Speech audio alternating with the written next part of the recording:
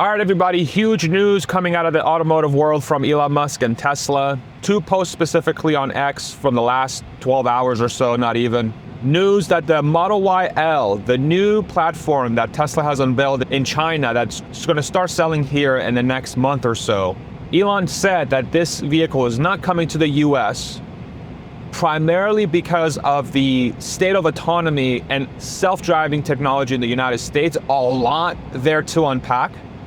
And it's very closely tied to a different post that Elon Musk made about version 14, which is the next generation version of self-driving, which is what this Cybertruck is doing right now, and what Robotaxi is doing as well in Austin and in California. That's essentially going to take the technology to the next level, while also commenting that the current Robotaxi software in Austin is version 13, and this new version is going to take Robotaxi and unsupervised autonomy to a completely different level. Hype beast Elon Musk is back, everybody. Take it with a grain of salt. However, there is a lot to say. There really is a lot to say here. If we think about what the Model Y L is, the Model Y L is a stretched out platform of the Model Y. The Model Y is the best-selling car in the world, 1.2 million units sold last year, just last year. The same exact car is the car Tesla's using in places like Austin and the Bay Area to operate its Robotaxi network, which is a self-driving taxi, essentially. The L takes that car, makes it longer, puts a proper third row, makes it a little bit nicer. You have captain chairs in the second row, and it retains all the awesome stuff about the Model Y and just makes it into a better package. From my perspective, this is the ultimate package for the Model Y. 3 rows, all accessible, at a very reasonable price point. I believe in China it starts at $47,000 US adjusted. If it came to the US, it would be probably closer to 55 or even 59, because labor costs here are more than in China.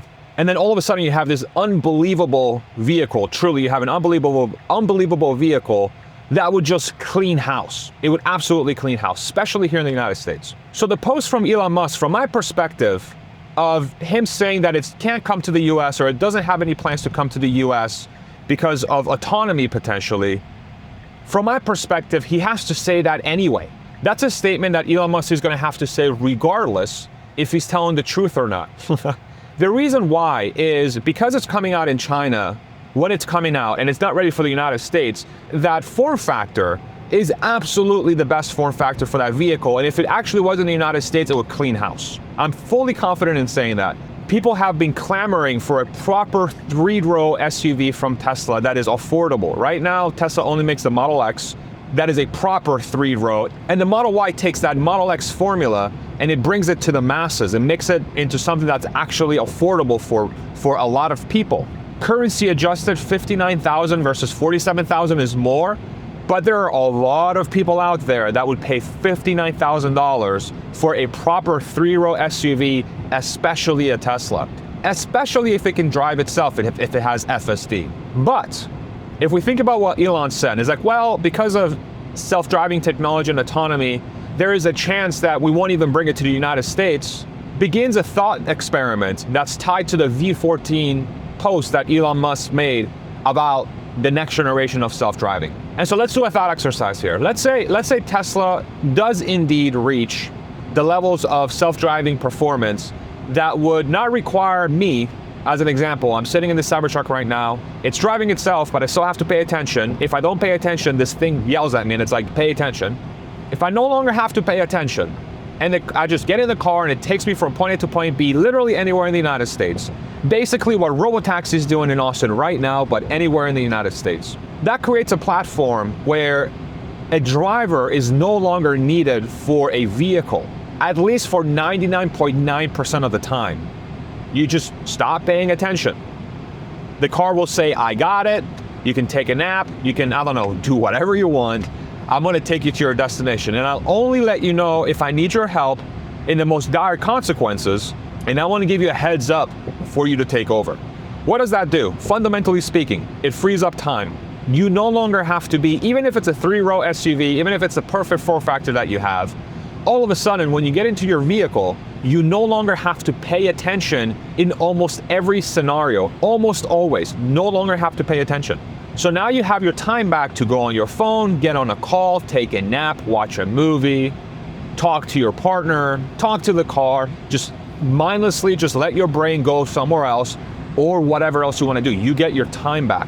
If that's really the case, one would have to think that the demand for Tesla vehicles, as long as they get there, and as long as people are aware that Tesla can do that, the demand for those vehicles is going to be astronomical.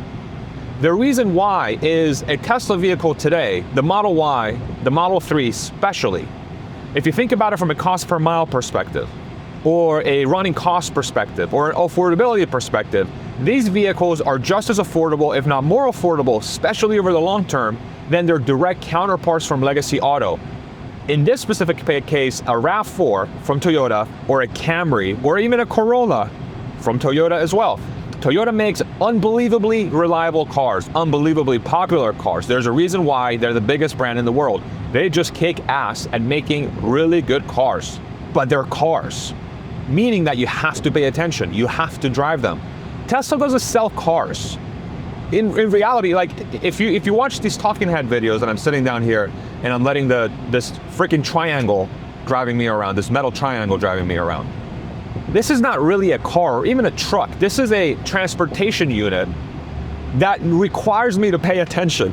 I don't drive, I just pilot. So what does that do when your best-selling models are the same price as a RAV4 or a Corolla and you don't have to drive them?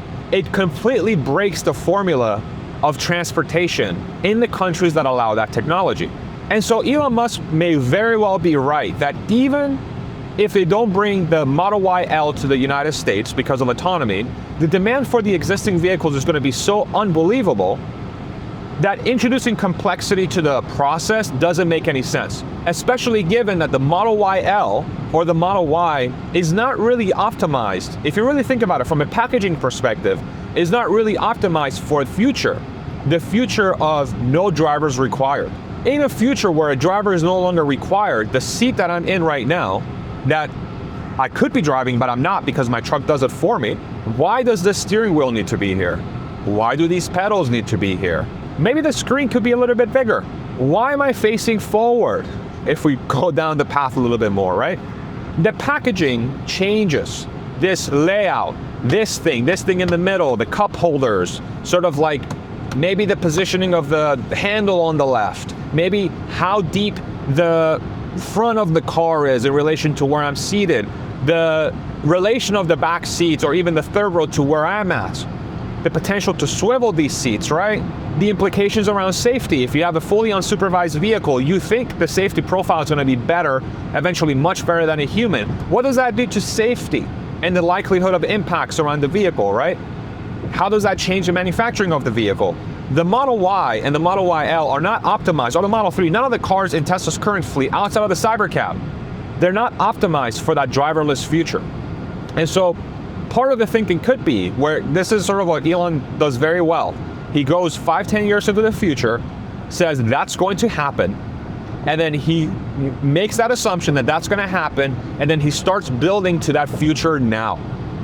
Dave Lee hinted at this on X, on his post. I highly recommend you guys go check out Dave Lee. Dave Lee is a phenomenal resource for really anything Tesla, but he also investing. He's just a very, very, very smart person, really good person as well. Just an excellent human being. He makes this argument that the optimization for a self-driving vehicle doesn't really exist in the Model Y or even the Model YL. So the thought process can be, get rid of the complexity and instead focus on the Cybercab platform. What Tesla's doing with the Cybercab, which is removing the steering wheel and pedal entirely and going with this brand new unboxed process, which is a next generation manufacturing process in car factories that parallelizes, which is a fancy word of saying everything happens all at once, the doors being built, the chassis being built, whatever. Everything kind of happens all at once, and then you plop it together, and then you have this new package. That same process could birth the new form factors or the new vehicles that are multiple rows. Dave talks about this in his post too, multiple rows that are optimized for a self-driving future.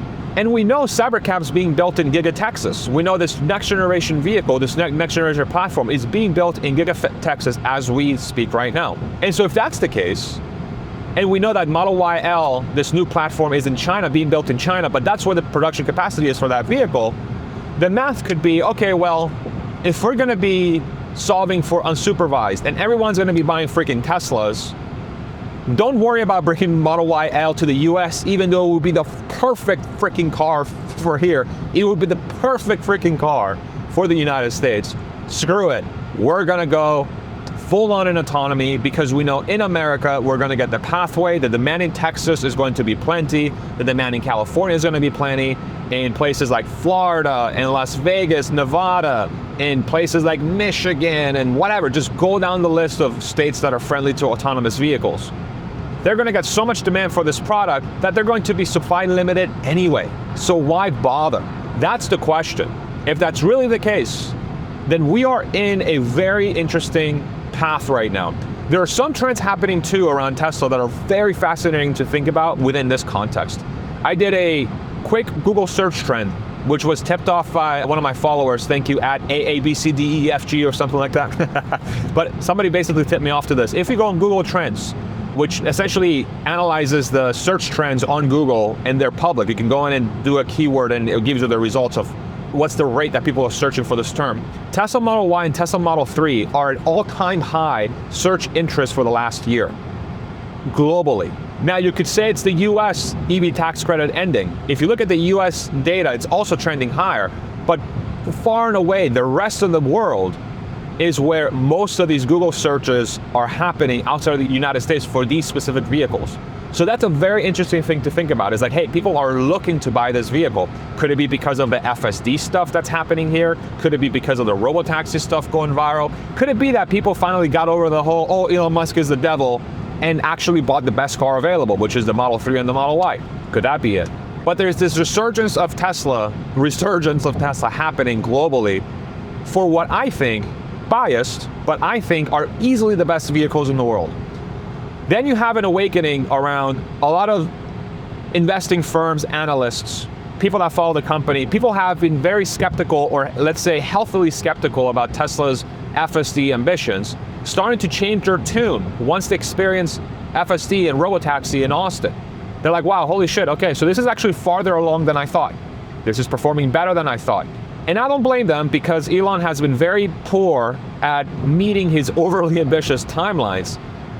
But I think the flip side of that story, which is channels like these and other people that follow the story very closely, we've been, shouting from the rooftops, just because he's late doesn't mean it's not happening. Just because it's late doesn't mean it's not happening. And it happening by default means a disruption to transportation. No one else is remotely close to the scale capability Tesla has with a truly self-driving system where you don't have to pay attention. And if Elon is right about his sentiment that V14, this next generation platform for self-driving, the brains behind it, is really as big of a jump that Tesla experienced from V11 to V12, where it went from not using neural nets totally, like end-to-end neural nets, meaning it wasn't completely AI, to being completely AI. All of us remember the gigantic jump in capability that came from V11 to V12. V11, robotic, made mistakes. It seemed like it would get hung up on situations where it should have reacted faster. It was because it was using the CPU part of the chip too much. When Tesla went to V12 and it went neural nets, it said, AI brain, you figure it out. We'll give you all the data, here are all the controls, you figure out what you want to do. All of a sudden, that long tail of issues, those like 100 to 200 minute problems that everybody was having gone. Why? Because the process that Tesla implemented and the chip that they implemented in their car and how they were trying to solve for autonomy, that was the goal from the very beginning. They just didn't have enough data and enough training compute and enough capability to actually make the system sing. And now that they reached that level, it's obvious that this is an exercise of data and compute. Data and compute. And V14, from what it sounds like, we'll see, if it really has a similar step, from my perspective, if V14 is really that big of a change in capability, from what I've experienced from robotaxi thus far, and what I've experienced with FSD thus far, and the trajectory of the technology that I'm seeing, if V14 is that big of a jump from 13 to 14 as it was from 11 to 12, if it's really true, there is no reason why Tesla can't have unsupervised everywhere in the United States once that version is refined. My guess is that Tesla's probably around the 20 to 30,000 miles per intervention right now with the robotaxi version they have in Austin between critical interventions. Like, if you don't step in, a crash is gonna happen or someone's gonna get hit. Just based on the amount of rides I've taken, the amount of people that have taken rides, the fact that, knock on wood, we haven't seen really any serious mishaps. People like to blow stuff out of proportion, like, oh my God, we haven't really seen that much. Truly haven't seen that much. And this thing hasn't been in operation since late June. So that speaks to, and even though the fleet's very small, it speaks to the reliability of the system, the safety of the system, its ability to catch itself if something was to go wrong with the current ecosystem that they've set up. If V14 takes it to 100,000 miles per intervention or even higher, then you're getting very close to the level where you are super close, where you're starting to encroach upon safety levels that are as good as a human. And if you're getting into safety levels as good as a human, then this system here in the car can easily be unsupervised with the driver in the driver's seat. Because then you ping the person when you see an environment where you think you're gonna get in trouble. And who knows, if V14 is really that step change, maybe it goes to 500,000 miles per critical intervention. Maybe it goes to 1,000,000 miles per intervention. But the pathway is obvious. More data, more compute, and if V14 proves another step change, then the formula is proven. We know it's gonna happen. In my opinion, none of this is investment or financial advice. We know it's going to happen. And if we know it's going to happen, then every other car on this road that I'm driving on right now becomes immediately obsolete as long as it's not a Tesla. If it's a Tesla, all of a sudden, the value of that transportation unit skyrockets because you no longer have to pay attention. And when you no longer have to pay attention, you get your time back. And if you get your time back, that means you can do other stuff. And if you can do other stuff, you could be productive. And if you could be productive, you could make money, which means that this thing all of a sudden unlocks profit potential. And by unlocking profit potential, it means that this transportation unit is more valuable than one that doesn't allow you to do that, which means that the asset value of this thing becomes higher relative to everyone else. Simple math. I hope this video was helpful. Thank you very much for watching. We'll see you in the next one. Bye.